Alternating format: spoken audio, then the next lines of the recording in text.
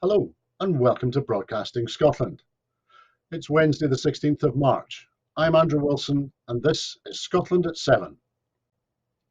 This evening, we have our daily update for you regarding the latest situation on the ground in Ukraine and elsewhere in connection with the war. Then I will introduce our guest for this evening, and then together we will discuss all of the top news headlines.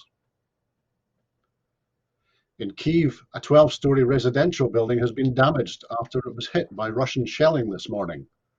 Ukraine's second largest city of Kharkiv also came under attack overnight, with 2 people confirmed dead and 2 residential buildings destroyed, Ukraine's state emergency services said in an update this morning. Ukrainian President Volodymyr Zelensky gave a late-night national address where he confirmed meetings between Ukrainian and Russian officials continue, adding that the positions at negotiations are more realistic now. Addressing Russian citizens, Zelensky said the war would end in disgrace, poverty, year-long isolation, and a brutal repressive regime. If you stay in your posts, if you don't speak out against the war, the international community will strip you of everything you have earned over the years. They are working on it, he said. Zelensky also addressed US Congress today and made fresh calls for a no-fly zone and requests for more military aid, including fighter jets. NATO is set to tell its military commanders on Wednesday to draw up plans for new ways to deter Russia following Moscow's invasion of Ukraine, including more troops and missile defences in Eastern Europe, officials and diplomats have said. The Ukrainian Minister for Defence, Alexei Reznikov, is expected to plead for more weapons from individual NATO countries, according to a Reuters report. The US Senate unanimously passed a resolution late on Tuesday night condemning Russian President Vladimir Putin as a war criminal, a rare show of unity in the deeply divided Congress. Russian forces have reportedly taken patients and medical staff of a hospital in the besieged Ukrainian city of Mariupol hostage. The city's deputy mayor, Sergei Orlov, said there were 400 people in the hospital and the Russian army were using our patients and doctors like hostages. Boris Johnson is visiting Saudi Arabia and the United Arab Emirates to ask the Gulf states to produce more oil and help the UK reduce its dependence on Russian oil.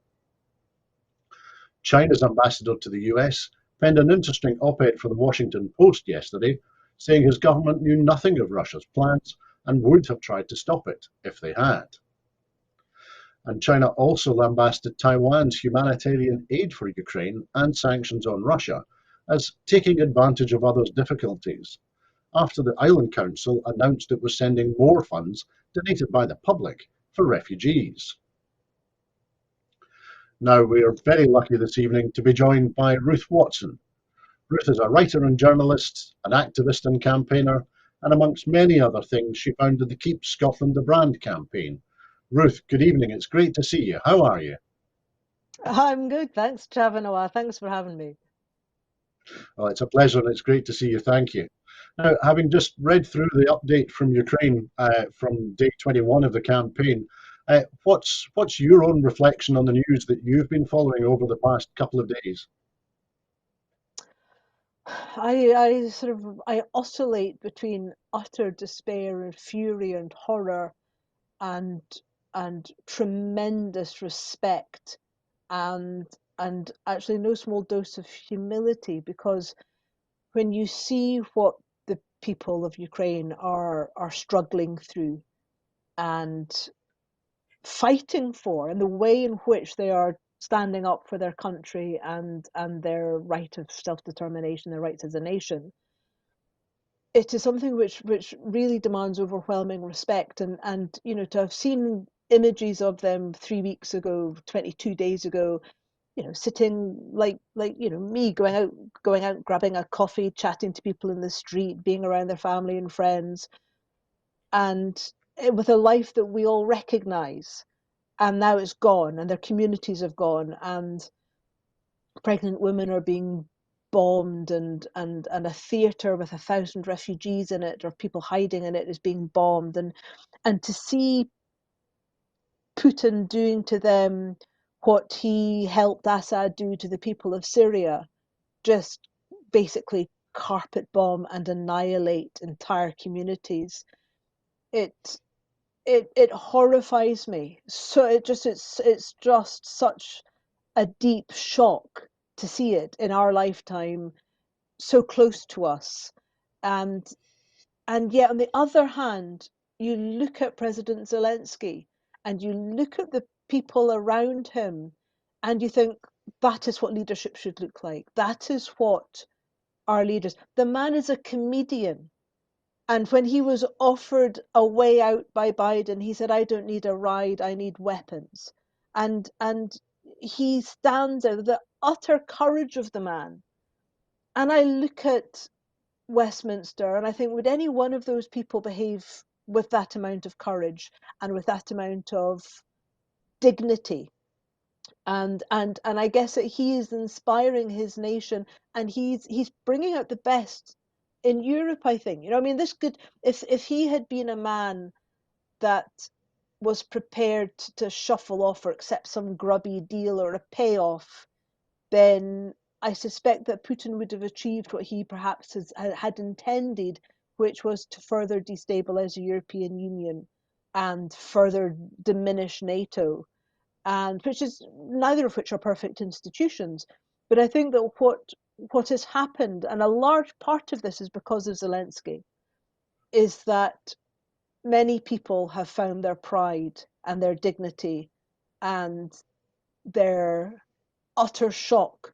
And finally the line in the sand has been drawn. Finally, this is a point where people have woken up and gone, you know what? This man is prepared to be the new,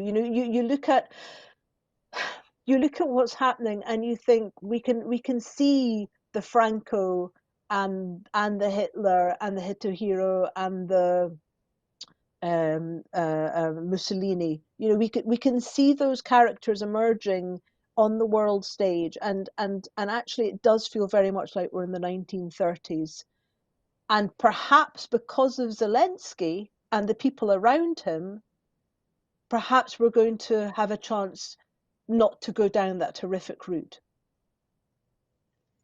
Absolutely. Thanks, Ruth. I couldn't have summarized the situation better myself. Thank you. What we'll do now is we'll have a look at some of the top stories in detail. And firstly, we have the story that there is hope for breakthrough in the peace talks in Ukraine. New talk of compromise from both Moscow and Kyiv on a status for Ukraine outside of NATO has lifted hopes for a potential breakthrough after 3 weeks of war.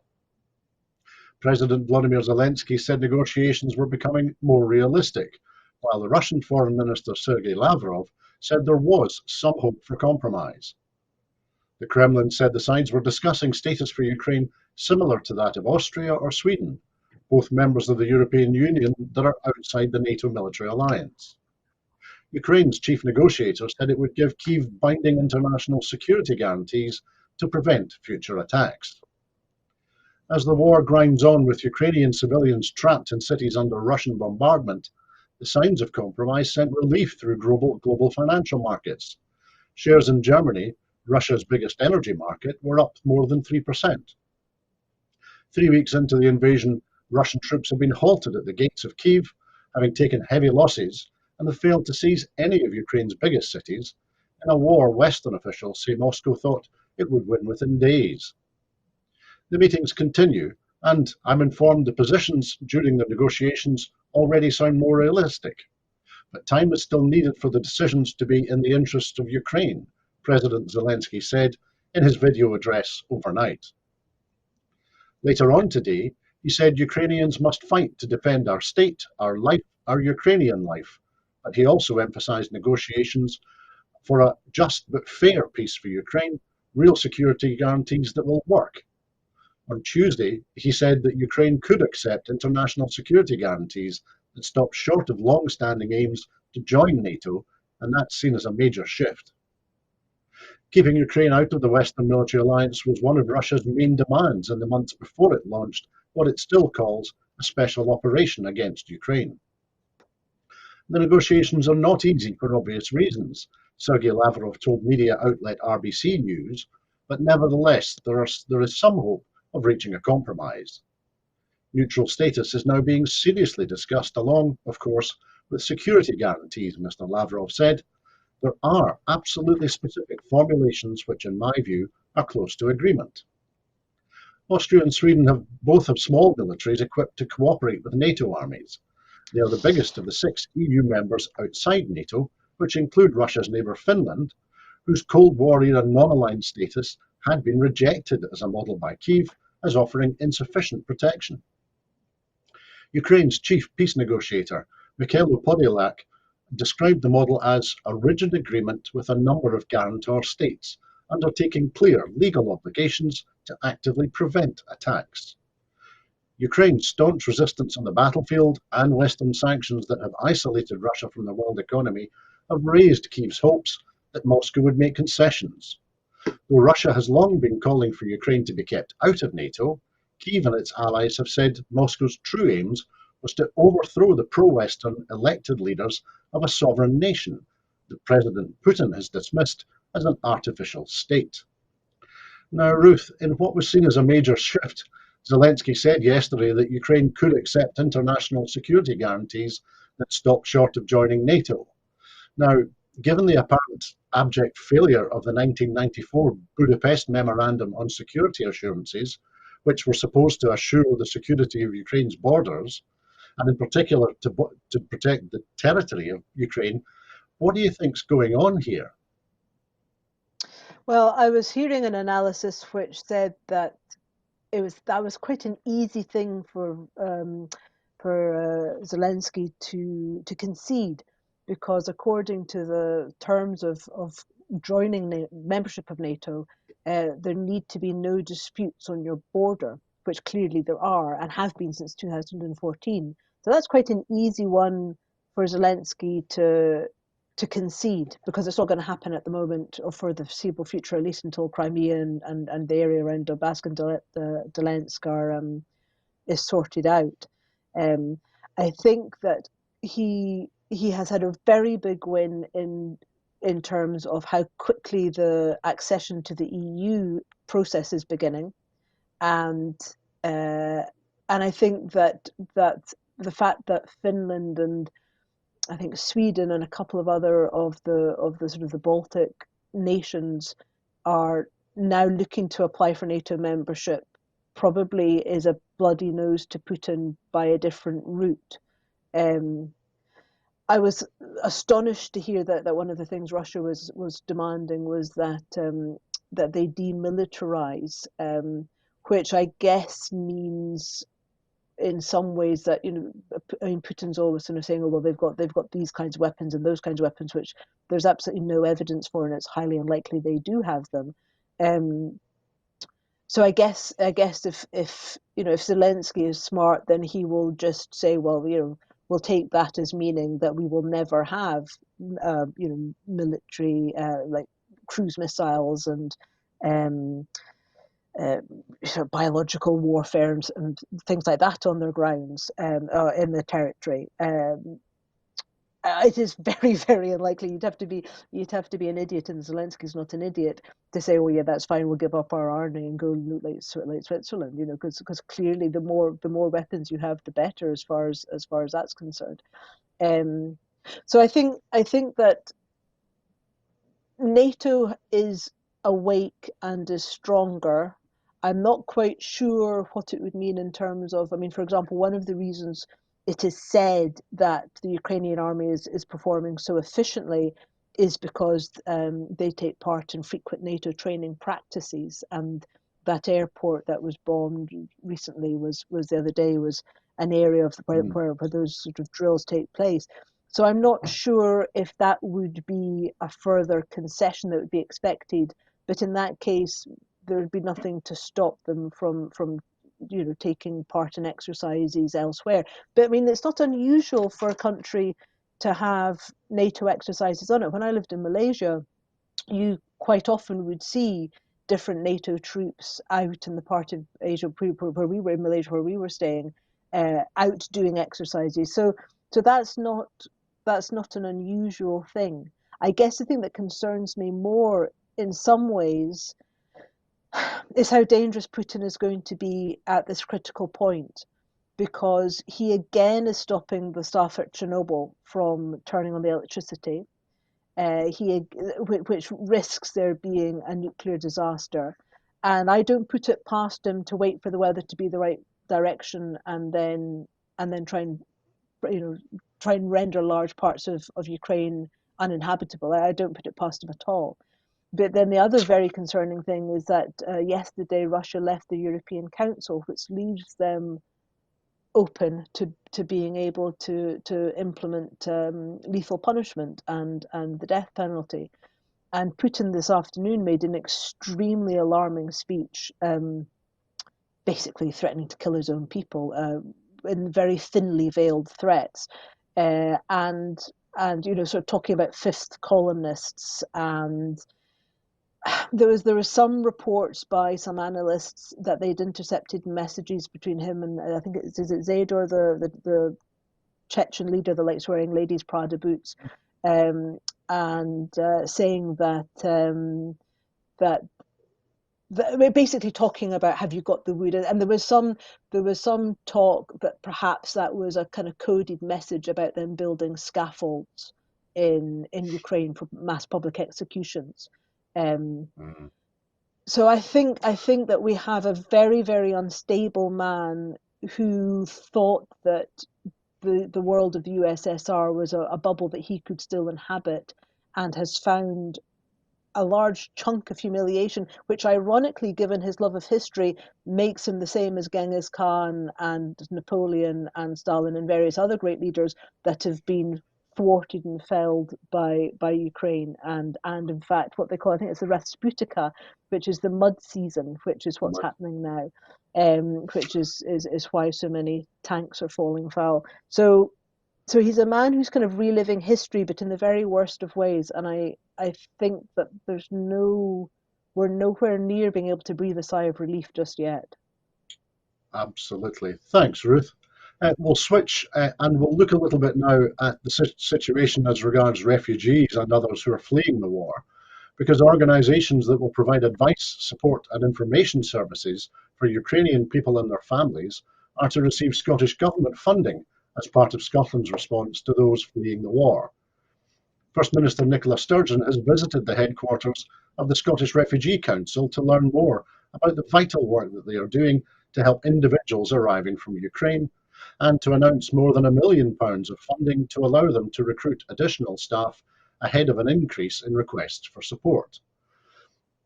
Ukraine Advice Scotland, which is run by the charity Just Right Scotland, will also receive funding from the Scottish Government to provide financial stability for their project, which provides free and confidential legal advice to those displaced by the war in Ukraine. This funding will ensure the organisation can increase their support for legal work, as well as interpretation for advice calls and translation of online information. In a statement to the Scottish Parliament this afternoon, the First Minister announced a further £15 million of funding will be made available by the Scottish Government to support Scotland's response to the illegal invasion of Ukraine. The funds will be used to bolster the support available to Ukrainian nationals arriving in Scotland, with just over £11 million to be allocated to local authorities and £2.25 million set aside for temporary accommodation. The announcement includes the additional £1.4 million that is being allocated to the Scottish Refugee Council for the expansion of its refugee integration service. In her statement, the First Minister, Nicola Sturgeon, said, "The duty of government is to ensure that the practical assistance we provide matches the warmth and goodwill of people across the country. We have an obligation to play our part in the global humanitarian effort and offer sanctuary, security and a home to thousands of people who desperately need it. Obviously," she continued, "as a matter of priority, we are working to secure immediate temporary accommodation that is safe and comfortable for people, while longer-term arrangements are put in place." So, Ruth, I was struck by the practical nature of the Scottish Government support announced by the First Minister this afternoon. What I mean is the provision of funding to organisations which are already engaged and are expert in providing support with everything from registering with a GP to school uniforms and to helping with legal rights. Do you think expanding these partnerships with the third sector are the way forward in these circumstances? I think that this shows the mature and grown-up nature of our Scottish government. I mean, why would you ask somebody who doesn't know what they're doing to take care of something like this? Why not go to the people who are the experts in this and have experience of dealing with people who have experienced trauma, who know what refugees need? Yes, I think there's a lot to be said for don't reinvent the wheel. Go to people who know what they're doing. I suspect that's a really good indication of what happens when you have a woman in charge who knows how to organise things. It's just let's not get territorial about it. Let's go and speak to the people who know what they're doing. I mean, it's just when you look at what's happening in London, it is utterly shameful, and it does make me wonder with everything that's happening, how many of the Brexiter gammon types out there who perhaps, I mean, okay, they're never going to change, but those people who sort of bumbled along with the Daily Mail sort of take on refugees are perhaps reassessing a little bit their views, and it would be good to think that perhaps there's a little bit of shame creeping into certain quarters at the way in which this has been handled. I think that we have seen the best of us when you saw what was happening, the immediate response in Poland, for example, and people driving for hours to get to the border to try and help. There is a huge there's a woman, I think it's a Professor Easthope, who I follow on Twitter, who deals with refugees and is a specialist in trauma, and she is concerned about the potential for people who are vulnerable ending up in dangerous and vulnerable situations. If among the best of us trying to help, the worst of us come out and try and predate upon people. So I think that it's wise to go through somebody like the Refugee Council who has experience of safely housing people who are in need of accommodation and care.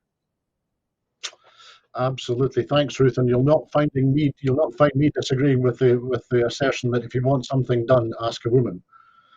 But we'll move on, and we'll look also at another aspect of the situation of those seeking refuge, because in a debate in Westminster on Ukrainian refugees today, the SNP demanded that the UK government puts people before paperwork by waiving visa restrictions for Ukrainians seeking safety in the UK.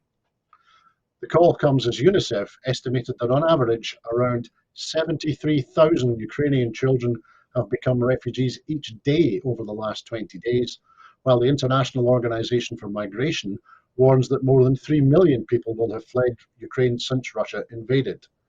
The SNP welcomed the schemes introduced by the UK government to support Ukrainian refugees, but warned that it must go further and faster so as to facilitate speedy access to international protection and remove any bureaucratic barriers preventing people from seeking safety. At PMQs today, the SNP leader Ian Blackford MP raised the issue of the Edinburgh charity Dnipro Kids that has evacuated 48 children from orphanages in Ukraine and are desperate to provide them with sanctuary in Scotland. There is a plane waiting ready in Poland to bring them here, but the blockage is the UK Home Office. Ian Blackford said he was pleading with the Home Office now to stop obstructing the process. Now, Ruth, in terms of her statement this afternoon, the First Minister said that other countries, of course, have waived the requirement for people from Ukraine to obtain visas in order to gain entry and settle. And she said that the strong preference of our government is for the UK to adopt the same approach. She also said that she wants to continue to press for this. She will also work with UK ministers to make the processes they have put in place as effective as possible. So I'm going to move away about thinking about Ukraine for a second and talk to you a little bit about the constitutional situation. That the two-pronged approach, working on our own and along with UK ministers, it reflects the constitutional reality of the current devolution settlement. But I know that it annoys the hell out of supporters and opponents of the First Minister. One side saying, why are you asking the permission of Michael Gove? And the other side saying, what is this anything to do with Scottish politicians? So do you think, with that backdrop, do you think the Scottish Government has the bandwidth and the energy to push both tracks simultaneously and successfully? Yes, I think they do. I think it's appalling that they have to because of the constitutional situation we find ourselves in. I think it's one of the many reasons why Scottish independence is so important. And as I am led to understand, as and when IndieRef is called, I think that situations like this will be used as an example as to why we need independence, because our response would have been very closer to that of Ireland's, a country of 5 million people who got their independence from the UK 100 years ago. And, uh, and look at the difference there. Look at what they're able to achieve without any issues at all. They just get it done. So yes, I think they have the bandwidth because the Scottish Government has the bandwidth because the Scottish Government has to have the bandwidth.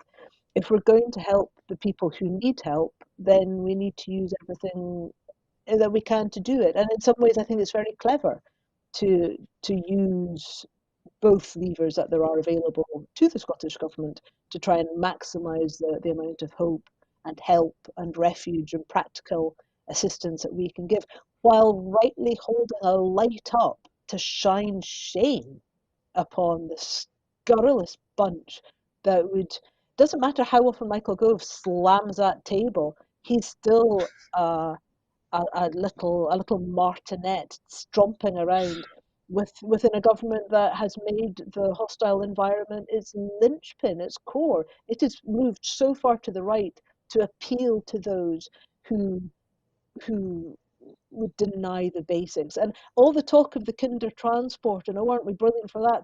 It's always worth remembering that the reason it was the kinder transport was because of the likes of the Daily Mail, even back then, and their black shirted pals, who demanded that refugees and people not be brought into the country. So a more socially acceptable for the gammon philosophers among us was brought along, which would be that these innocent children would be brought. And that is the reason why children were brought. That is the reason it was a kinder transport. That is the reason why their families, their parents and aunts and uncles and grannies and grandpas were left to die in Hitler's Germany and in France and across Europe, was because even in the 1930s, this disgusting scene of get out of, stay out, where you're not one of us. That disgusting seam was still a rich, thick part of the sludge of culture that needs to be washed out. It's a mire.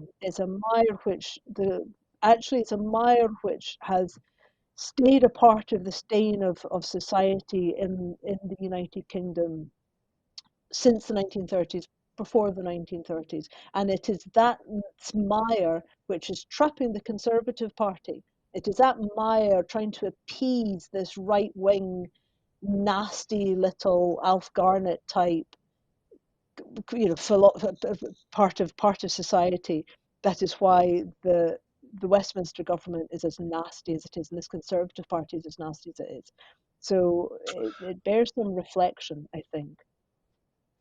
Absolutely right, Ruth. As President Zelensky himself said several months ago, why have we forgotten the lessons of the 20th century? But let's move on to the next item this evening, because that's from the besieged capital of Ukraine. President Zelensky pleaded with the US Congress to do more to save his nation and preserve democratic values, in an emotional appeal that invoked the memories of Pearl Harbor and 9/11 and echoed Martin Luther King's call for a more peaceful future. The remarks to members of both chambers of Congress came during an intensifying assault from Russia that President Zelensky has said has killed more than 100 children. The president said he was direct, saying, "I call on you all to do more. We are not only fighting for Ukraine, but for the values of the world," he said. Our destiny is being decided right now. Appearing by video link into the Capitol building, Mr. Zelensky asked the US to send more military aid and to impose harsh new sanctions on Russia. Accepting that a no-fly zone was unlikely, he asked the packed auditorium of US lawmakers to consider an alternative, including more aircraft and better weaponry to help Ukraine close the skies.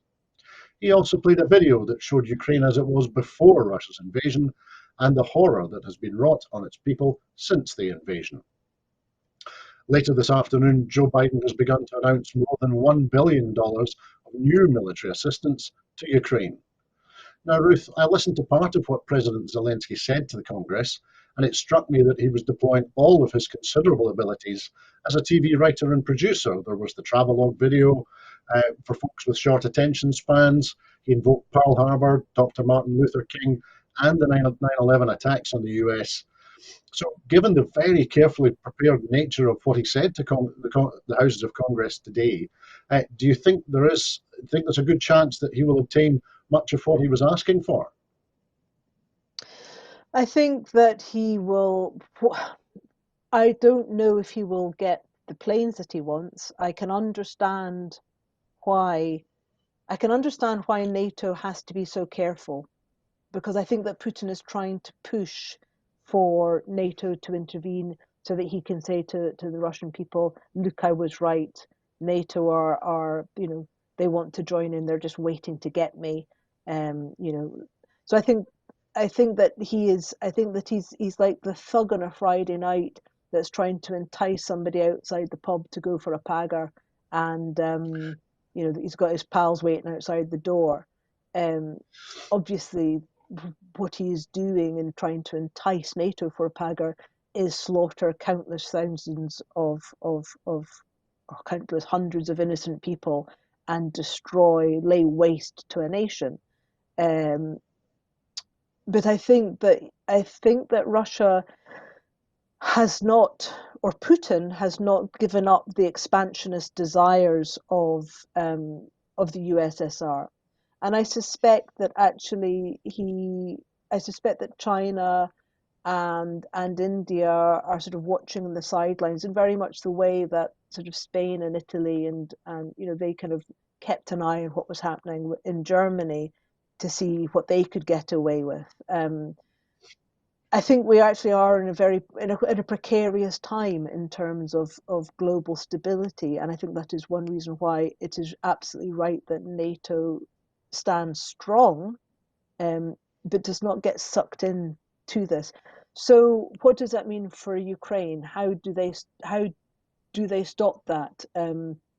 I think I think actually looking at what Ukraine is achieving with what they have, if John Deere got the contract for equipping the farmers, there would be there would be no end of successes to be found.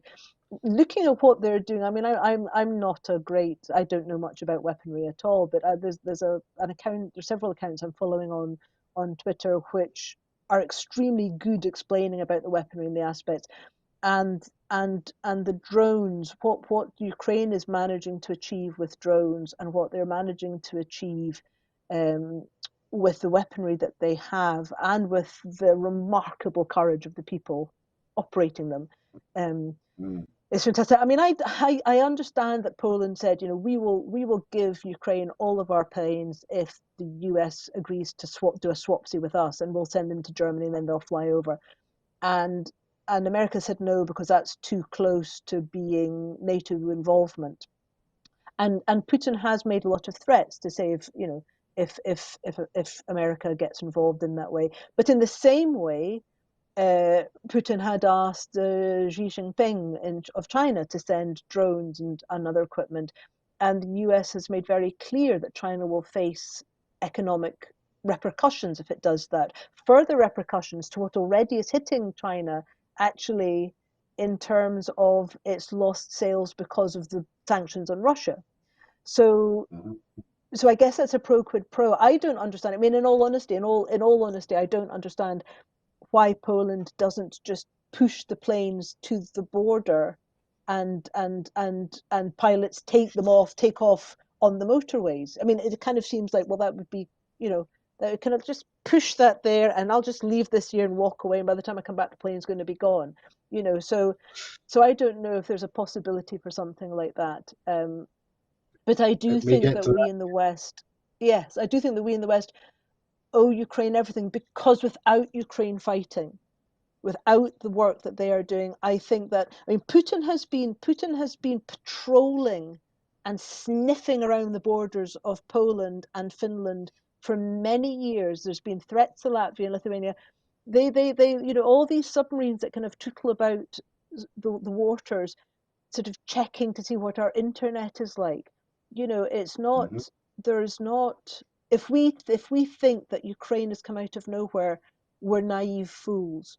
So Ukraine is absolutely doing the job of stopping war across Europe, because if Putin got away with it, then he would. And I think the only reason that Belarus didn't join in when they were asked to, and Kazakhstan and Turkey, is because they've seen the response. And actually, I suspect also these nations are, their stability relies on their people not rising up against them, and for them to see what's happening. I mean, for Donbass and the Lubansk region, which are supposed to be the areas that are being liberated, and they have been razed to the ground.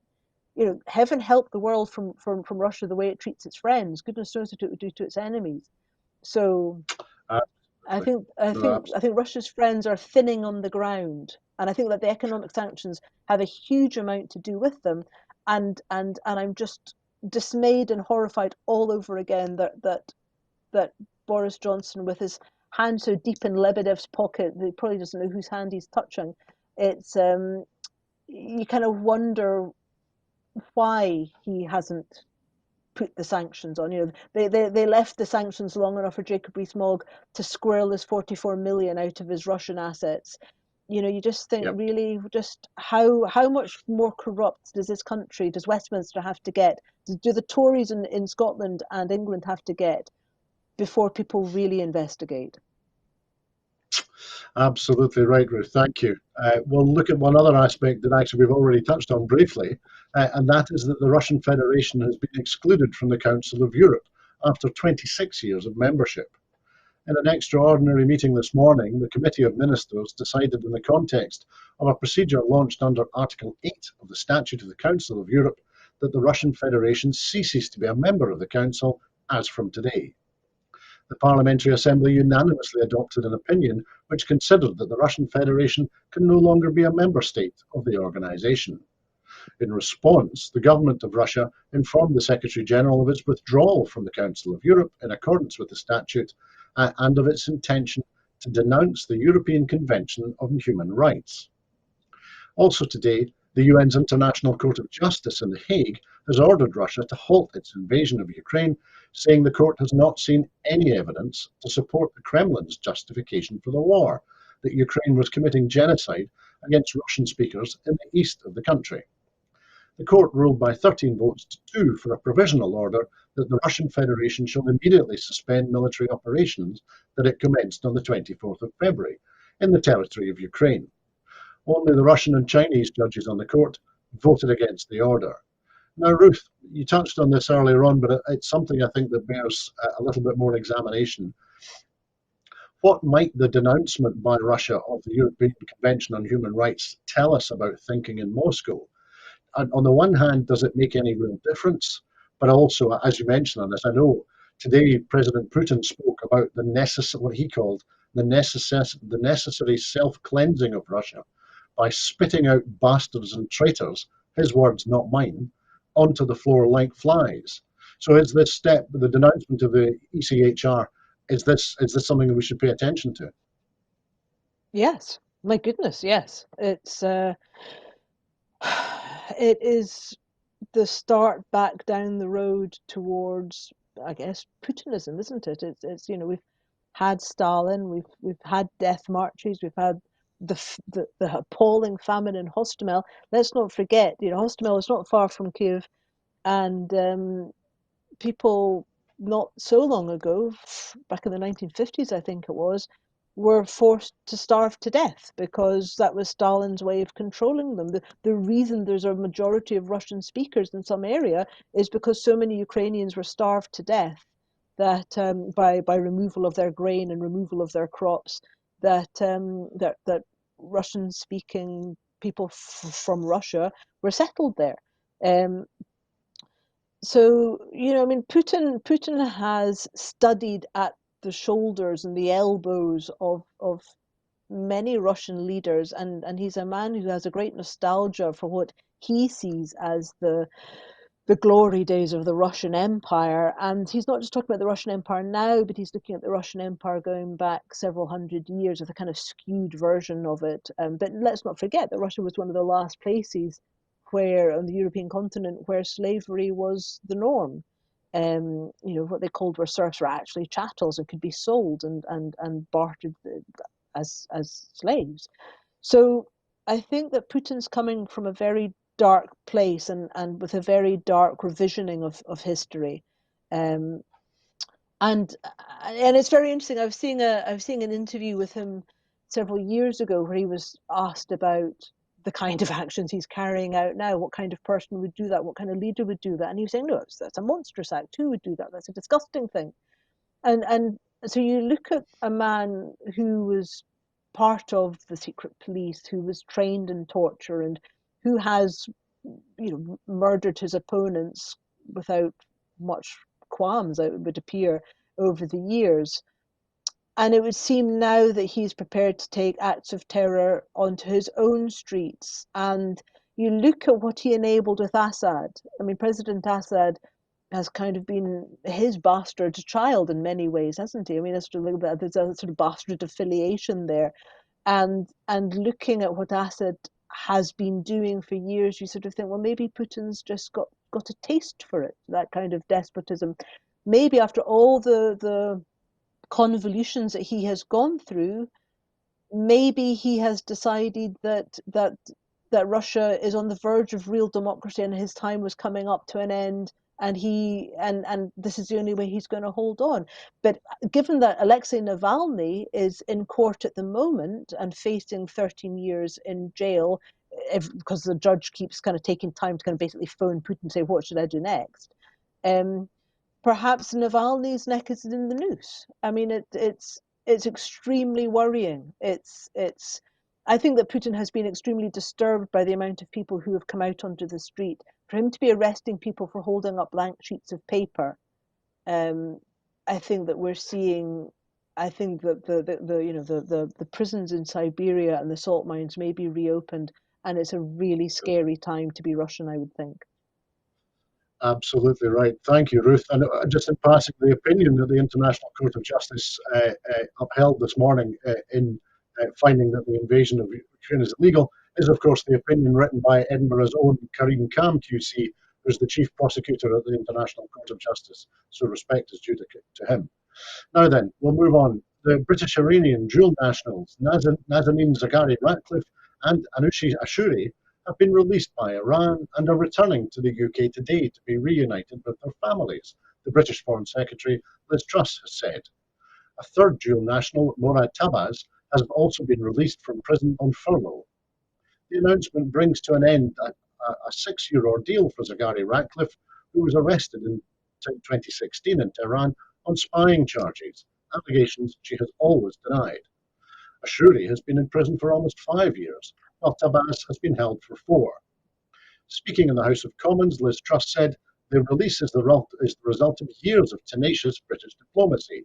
She said the UK would continue to push with partners to secure Morad Tabaz's permanent release home, noting that it is long overdue. Labour's Shadow Foreign Secretary David Lammy criticised Boris Johnson as he praised Truss, telling MPs she has shown more skills in diplomacy than her bungling boss. Zaghari Ratcliffe's MP, Julep Siddiq, tweeted a congratulatory message and photo of her, saying, "It's been 6 long years, and I can't believe I can finally share this photo. Nazanin is now in the air flying away from 6 years of hell in Iran. My heart goes out to Gabriella and Richard as her long journey back home to them gets closer by the minute." Their release follows months of intensive diplomatic negotiations between London and Tehran. Iranian state media said that the UK had settled a long overdue debt of around £400 million to Tehran. It is understood that the UK agreed to pay £394 million owed to Iran after it cancelled an order of chieftain tanks following the overthrow of the Shah in the revolution in 1979.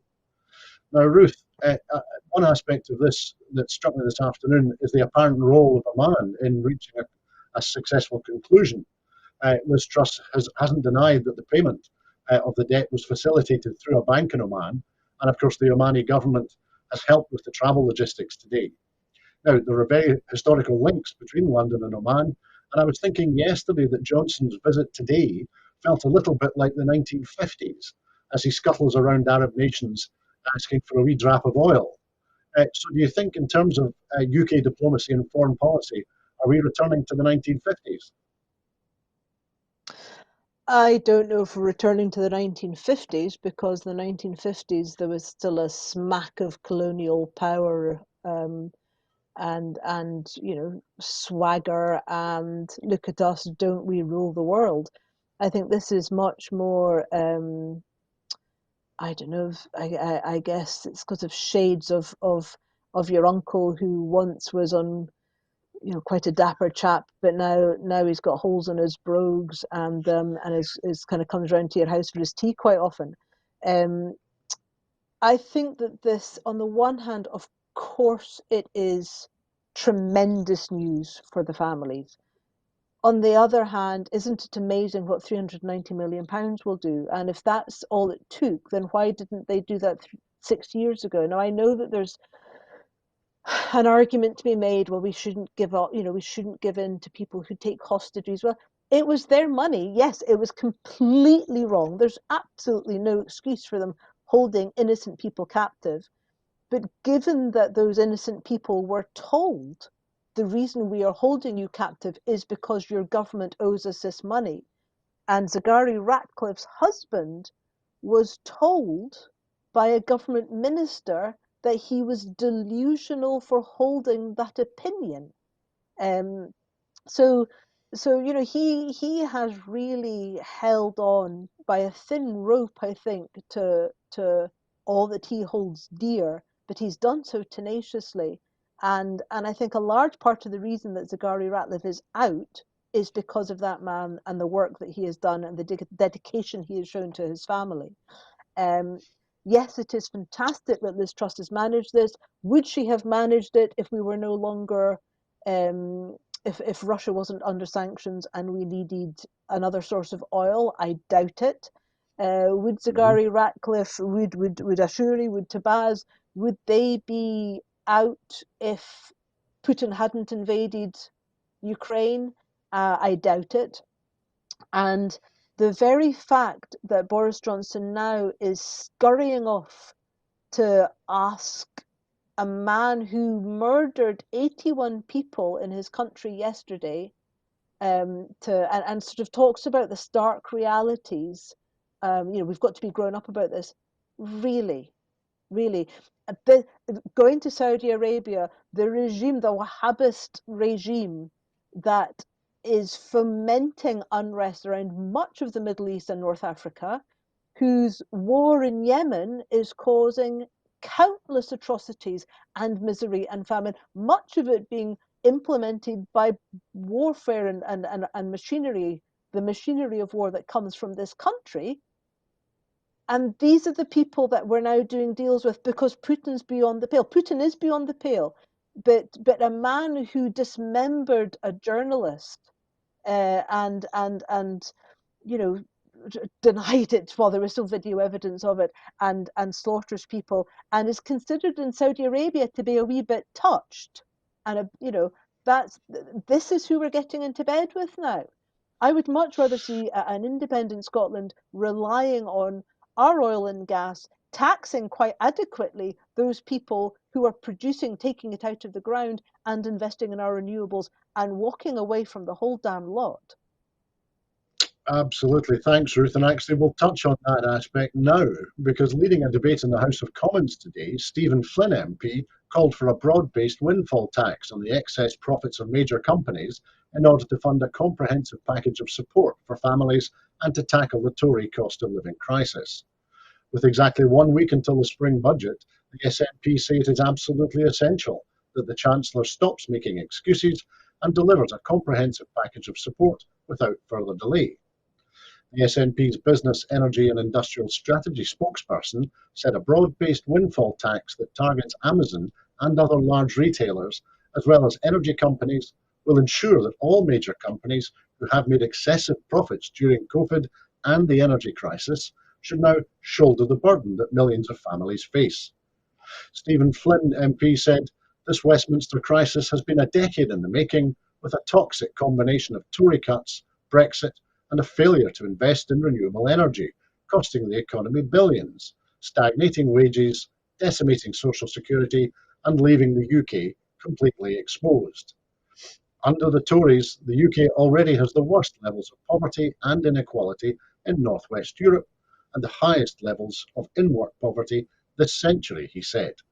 So, Ruth, do you think that there's much chance that millionaire banker, the Chancellor Rishi Sunak, will do anything of substance to uh, uh, uh, tax Amazon and other large retailers as well as energy companies? Or for that matter, do you think he'll do anything of substance to help families that are now in the grip of a cost of living crisis?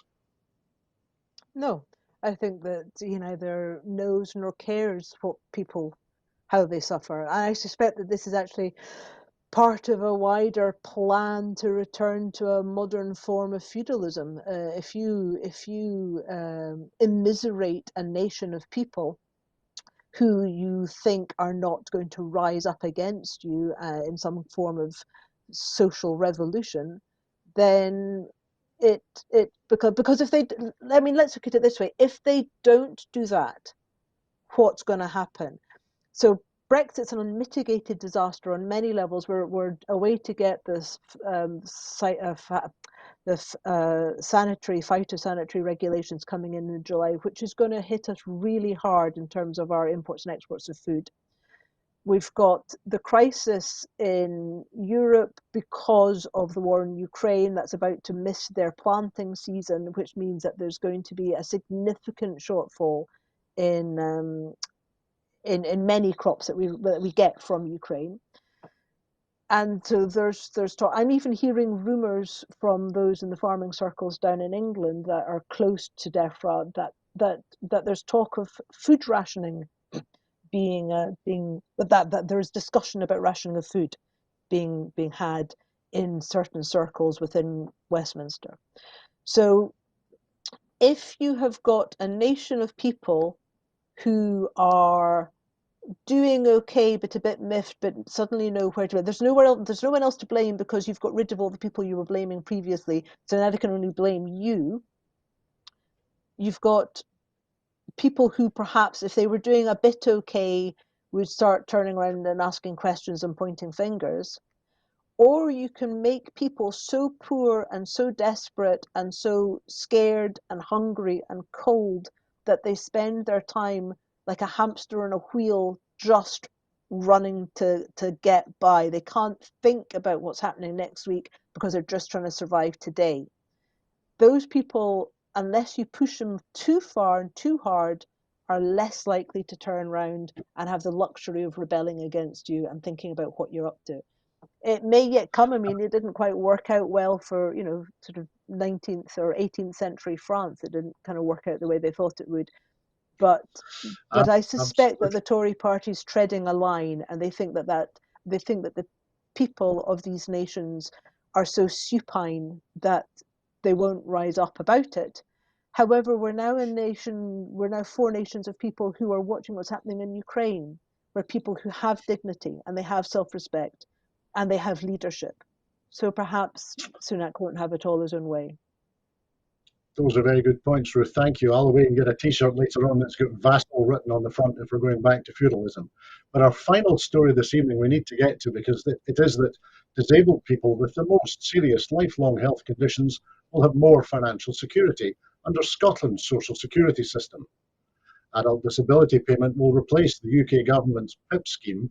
It will be open for new applications in pilot areas starting this month.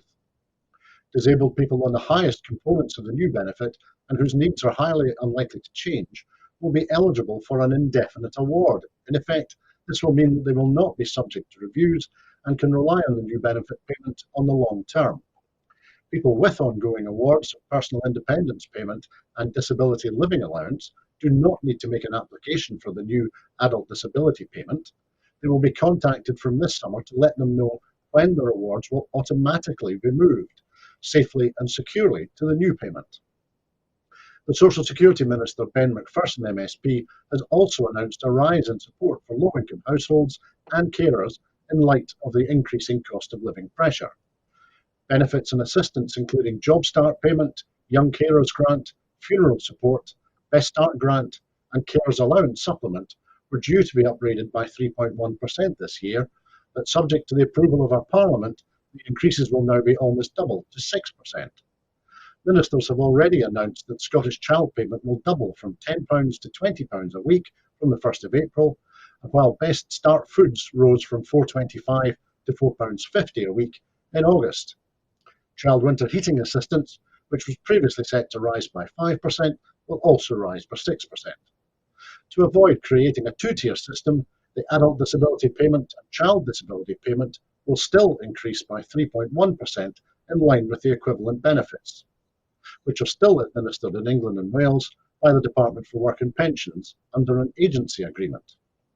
So Ruth, in a way this brings us back to something that we touched on earlier, perhaps a more compassionate approach that could be said to signify Holyrood policy making and implementation when compared to Westminster. So do you think, is that true, or is it just that the presentation of the policies in Scotland is better?